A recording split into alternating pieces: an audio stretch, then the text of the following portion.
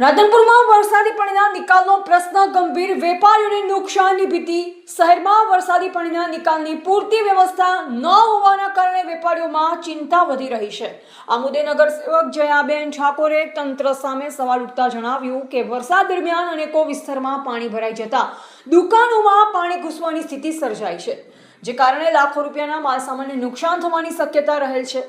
તેમણે જણાવ્યું કે વારંવાર રજૂઆત છતાં વરસાદી પાણીના યોગ્ય નિકાલ માટે કોઈ જ અસરકારક કામગીરી કરવામાં આવી નથી। પરિણામે વેપારીઓ અને સ્થાનિક નાગરિકોને ભારે હાલાકીનો સામનો કરવો પડી રહ્યો છે। જયાબેન ઠાકોરે વધુમાં કહ્યું, જો વરસાદી પાણીના કારણે વેપારીઓને આર્થિક નુકસાન થશે તો તેની જવાબદારી કોણ લેશે? તેમણે નગરપાલિકા તંત્રને તાત્કાલિક પાણીના નિકાલની કાયમી વ્યવસ્થા ઊભી કરવા, જોખમી વિસ્તારમાં કામગીરી શરૂ કરવા અને વેપારીઓના હિતમાં ઝડપી પગલાં ભરવાની માંગ કરી। શહેરના વેપારીઓ પણ વરસાદી પાણીના નિકાલની સમસ્યાનો કાયમી ઉકેલ લાવવા તંત્ર સમક્ષ માંગ ઉઠાવી છે।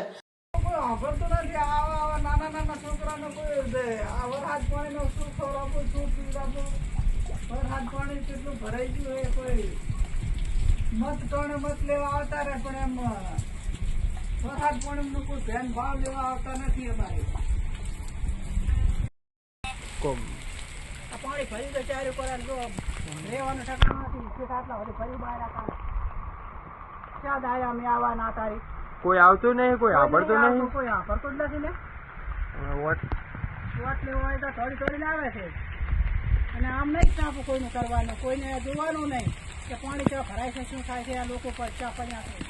હવે અમારે જવું છે આ બધું નહીં, અમે હવે કઈથી બાજુ મૂક્યા લઈને જોડું બધાને આપડે જયાબેન ને કીધું છે, બેન પાકું આપણું સાંભળશે, બેન આપણું કામ કરશે।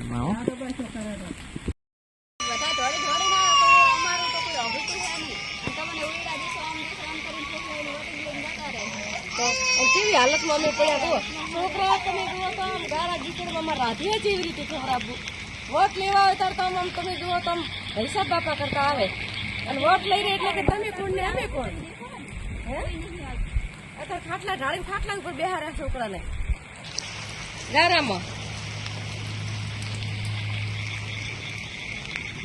ચલો રિપોર્ટર આમીનભાઈ ઘાંચી, વારાહી, MD ન્યૂઝ ગુજરાતી।